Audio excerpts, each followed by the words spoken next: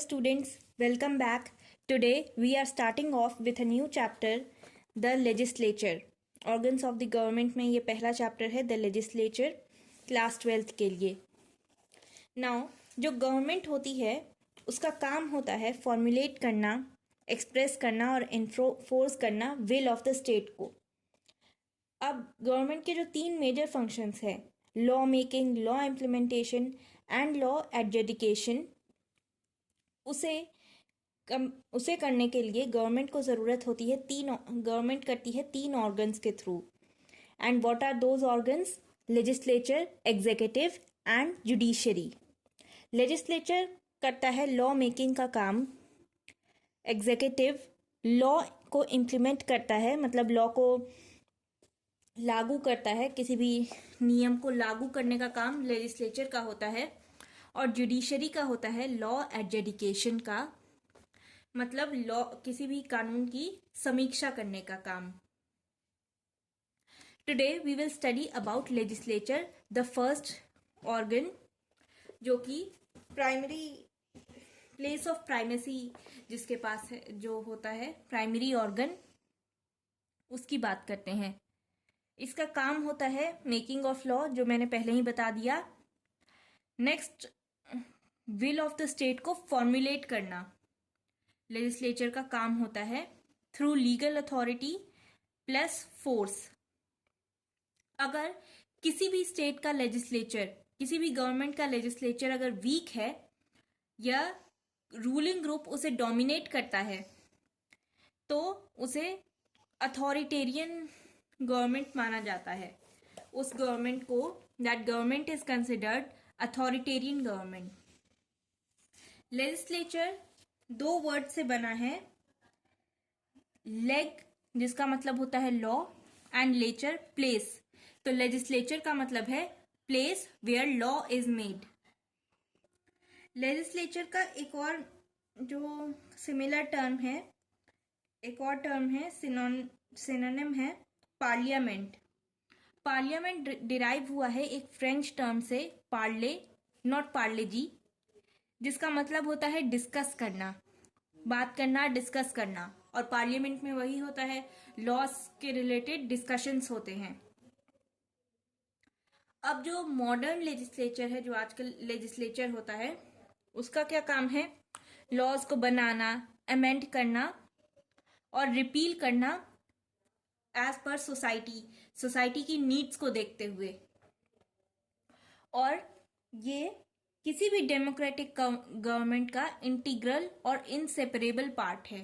अगर ये लेजिस्लेचर नहीं होगा तो गवर्नमेंट को अनडेमोक्रेटिक, टोटलिटेरियन या authoritarian, depending on the situation, माना जाता है.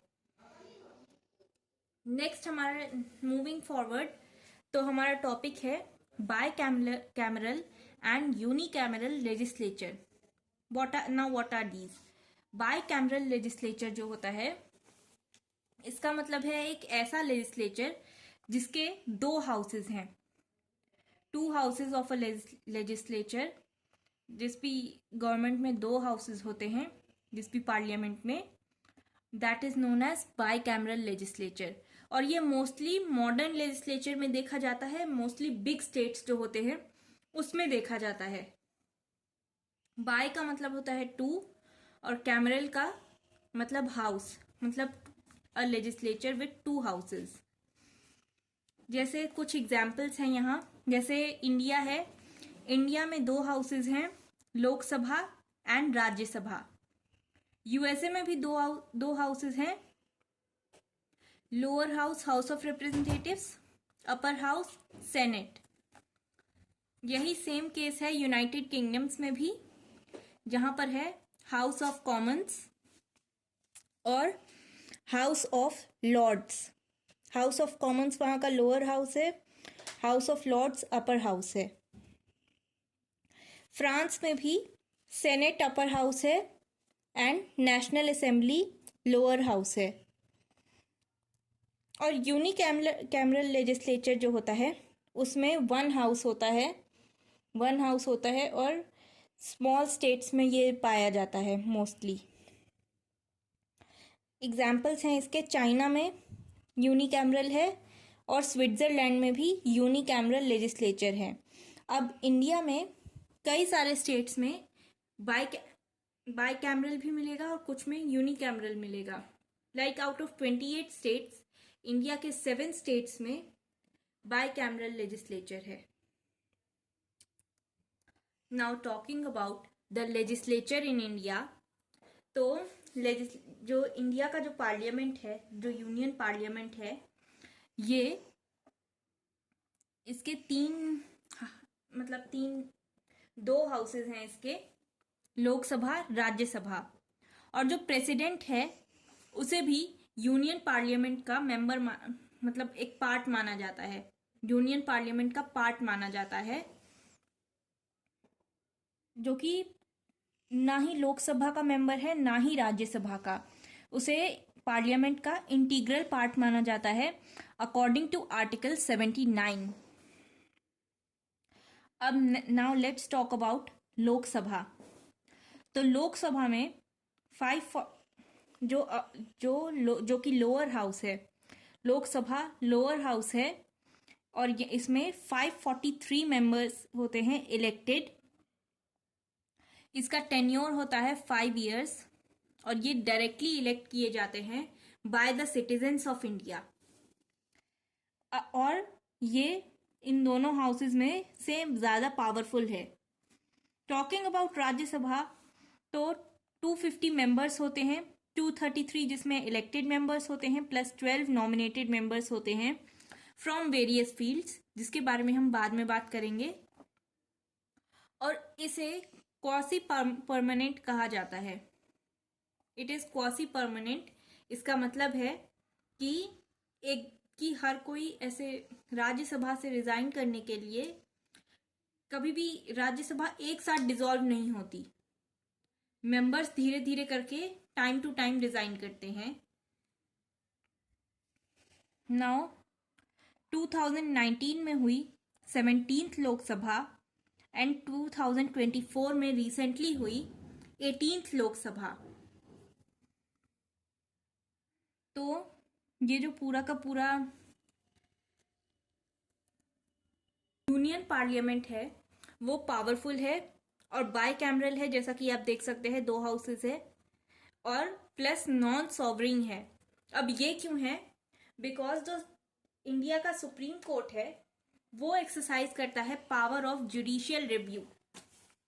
जुडिशियल रिव्यू की पावर किसी भी पार्लियामेंट के बनाए गए लॉज को लेकर के सुप्रीम कोर्ट के पास है। सुप्रीम कोर्ट ही उसे चाहे तो अनकॉन्स्टिट्यूशनल डिक्लेयर करे, चाहे तो कॉन्स्टिट्यूशनल डिक्लेयर करे। उसकी कॉन्स्टिट्यूशनल वैलिडिटी जो है वो सुप्रीम कोर्ट डिटरमाइन करता है। तो इसलिए इस रीजन से जो यूनियन पार्लियामेंट है ये नॉन सॉवरिंग है। Now talking about the features of Lok Sabha. तो इसके कॉम्पोजिशन की बात करें, अगर हम इसके कॉम्पोजिशन की बात करें तो इसमें इनॉग्रेशन के टाइम, कॉन्स्टिट्यूशन के इनॉग्रेशन के टाइम इसमें 500 मेंबर्स थे।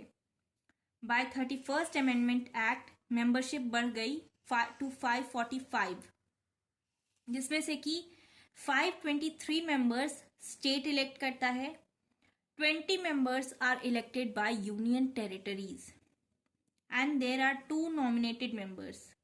बट जो प्रेजेंट स्ट्रेंथ है लोकसभा की वो है 543 मेंबर्स, क्योंकि ये 2 नॉमिनेटेड मेंबर्स प्रेजेंट लोकसभा में नहीं है, because the provision for nominated members has been removed. Next बात करें मेथड ऑफ इलेक्शन की, तो इसका मेथड ऑफ इलेक्शन है universal adult franchise. Every adult person can vote. एक जॉइंट इलेक्टोरेट सिस्टम होता है जहां एक कॉन्स्टिट्यूएंसी के वोटर्स कॉमन कैंडिडेट को वोट करते हैं। इंडिया कई सारी टेरिटोरियल कॉन्स्टिट्यूएंसीज में डिवाइडेड है और हर जगह के लोग इस तरह से वोट करते हैं। और सिस्टम जो है वो सीक्रेट बैलेट का है, मतलब सीक्रेटली वोट किया जाता है। इसका टेन्योर जो है लोकसभा का वो 5 years का होता है, और इमरजेंसी के टाइम पे it can be extended for a period of 1 year, not more than that. President की बिना एक बिफोर एक्सपायरी 5 साल की एक्सपायरी से पहले, 5 साल के टर्म से पहले भी लोकसभा को डिसॉल्व कर सकता है। फॉर एग्जाम्पल जैसे 2004 की लोकसभा डिसॉल्व हो गई थी। नेक्स्ट, लोकसभा के मेंबर बनने की क्वालिफिकेशंस क्या है कि पर्सन इंडिया का सिटीजन होना चाहिए, 25 ईयर्स से कम की एज नहीं होनी चाहिए, मिनिमम एज लिमिट है 25 ईयर्स, कोई भी ऑफिस ऑफ प्रॉफिट होल्ड ना कर रहा हो, and he should not be of unsound mind और बैंकरप्ट या डिक्लेयर्ड क्रिमिनल, किसी को क्रिमिनल डिक्लेयर किया गया हो उसे नहीं किया जा सकता।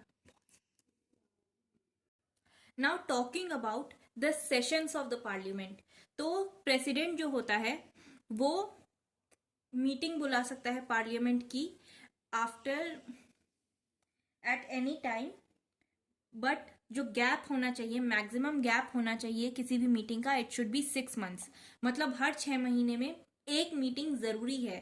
दैट मीन्स एक साल में एटलीस्ट 2 मीटिंग्स नेसेसरी है, पार्लियामेंट के 2 सेशंस नेसेसरी हैं। तो इसके तो हर साल के 2 सेशंस नेसेसरी हैं। अब ये आपकी बुक में लिखा था 17th लोकसभा के बारे में, जो कि 28 जून पहला सेशन 17th लोकसभा का हुआ था 28 जून 2019 में, but since 18th Lok Sabha already held हो चुकी है, तो मैं आपको बता दूं कि उसका सेशन स्टार्ट हुआ था 24 जून 2024 से लेकर 3 जुलाई तक चला था पहला सेशन 18th लोकसभा का। नाउ टॉकिंग अबाउट कोरम, अगर पार्लियामेंट की कोई भी मीटिंग है तो उसमें पार्लियामेंट के 1/10 मेंबर्स का होना जरूरी है। 1/10 मेंबर्स ऑफ टोटल मेंबर्स इस लोकसभा के 1/10 मेंबर्स का होना जरूरी है। Now talking about presiding officers, तो लोकसभा के प्रिसाइडिंग ऑफिसर्स कौन कौन है? Speaker and the deputy speaker. Speaker जो होता है वही चेयरमैन होता है प्लस प्रिसाइडिंग ऑफिसर, और डेप्यूटी स्पीकर जो होता है वो in absence of speaker Lok Sabha को प्रिसाइड करता है। Now talking about the salary and privileges of Lok Sabha MPs, तो हर एमपी की मंथली सैलरी 50,000 होती है अलॉन्ग विथ सम अलाउंसेस, और प्रिविलेजेस होते हैं कि उनको अनरिस्ट्रिक्टेड फ्रीडम रहता है। नेक्स्ट हम बात करते हैं पावर्स ऑफ द लोकसभा की, तो टॉकिंग अबाउट लेजिस्लेटिव पावर्स, तो कोई भी बिल लॉ तब बनता है, कोई भी बिल जो कि किसी भी हाउस में अगर इंट्रोड्यूस हो, लॉ तब बनता है जब दोनों हाउस उसे पास करे और प्रेसिडेंट का सिग्नेचर मिल जाए, तब बनता है। अब ये हुआ कि एक हाउस ने पास कर दिया, मान लो एक हाउस ने पास कर दिया, दूसरे ने रिजेक्ट कर दिया, ऐसा अगर दो बार हो जाता है तो एक डेडलॉक हो जाता है। उसके बाद जॉइंट सिटिंग बुलाई जाती है बाय द प्रेसिडेंट, और उसे प्रिसाइड करते हैं speaker of Lok Sabha. Next talking about executive powers, तो आर्टिकल 75 क्लॉज 3 कहता है कि काउंसिल ऑफ मिनिस्टर्स जो हैं वो कलेक्टिवली रिस्पॉन्सिबल होंगे बिफोर लोकसभा। इसी से आप समझ सकते हैं कितनी ज़्यादा एग्जीक्यूटिव फील्ड में कितनी ज़्यादा डोमिनेंस है लोकसभा की। तो लोकसभा कंट्रोल करता है एग्जीक्यूटिव को। Question hour, 0R, adjournment motion और नो कॉन्फिडेंस मोशन, इसकी कुछ पावर्स होती है जो कि वो एक्सरसाइज कर सकता है in executive field. Now talking about the financial powers, तो कोई भी मनी बिल लोकसभा में ही इंट्रोड्यूस होता है और राज्यसभा के पास केवल 14 डेज का टाइम होता है उसे डिले करने का। और अगर राज्यसभा ने 14 दिन तक उसे पास नहीं किया तो ऐसा मान लिया जाता है कि वो बिल पास हो चुका है। राज्यसभा का मान लो कि कोई से ही नहीं रहता और प्रेसिडेंट के सिग्नेचर के लिए भेज दिया जाता है। तो लोकसभा के पास ही फाइनल कंट्रोल होता है over the finance. Now talking about the judicial powers, तो लोकसभा के पास कई सारी जुडिशियल पावर्स भी होती हैं, जैसे कि इम्पीचमेंट प्रोसीडिंग्स से रिलेटेड। तो प्रेसिडेंट को ऑफिस से रिमूव किया जा सकता है एक रेजोल्यूशन के बाद जिसे दोनों हाउसेस के 2/3 मेजॉरिटी ने अडॉप्ट किया हो। और लोकसभा चार्जेस इन्वेस्टिगेट करती है against vice president bye Rajya Sabha. तो जैसे अगर राज्यसभा मतलब चार्जेस लगाता है तो लोकसभा इन्वेस्टिगेट करती है। अगर राज्यसभा ने चार्जेस लगाए, लोकसभा इन्वेस्टिगेट करती है। And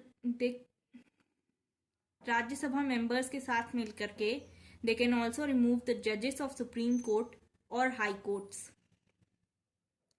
and also address president for impeachment और removal of CEC chief election commissioner, attorney general और CAG controller and auditor general. मतलब जुडिशियल पावर्स का मेनली रिलेशन इम्पीचमेंट से ही है, सारी इम्पीचमेंट प्रोसीडिंग्स से। सो आई होप आपको ये समझ आ गया हो। नेक्स्ट वीडियो में हम राज्यसभा की बात करेंगे। Bye bye.